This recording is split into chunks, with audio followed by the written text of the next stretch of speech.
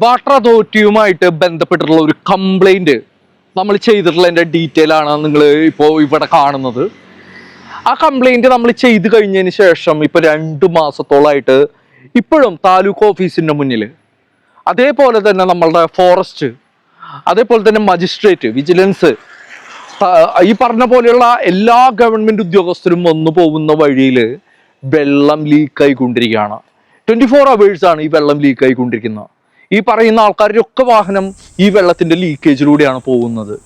എന്നിട്ടും 4 മാസത്തോളമായിട്ടും ഈ water leakage പരിഹരിച്ചിട്ടില്ല.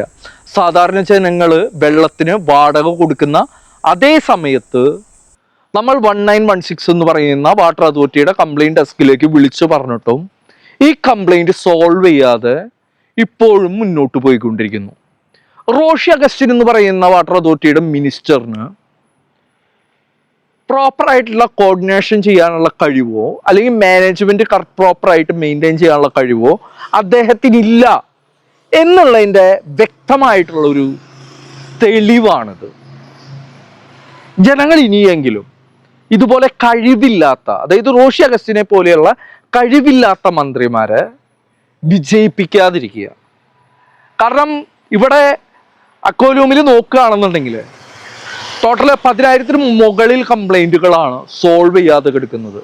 സാധാരണ ജനങ്ങൾ ഉപയോഗിക്കുന്ന വെള്ളത്തിന് കറക്റ്റായിട്ട് വാടക കൊടുക്കുമ്പോഴും ലക്ഷക്കണക്കിന് ലിറ്റർ വെള്ളം പാഴാക്കിക്കൊണ്ടിരിക്കുന്ന വാട്ടർ അതോറിറ്റിക്ക് യാതൊരു ഫൈനും ഇല്ല.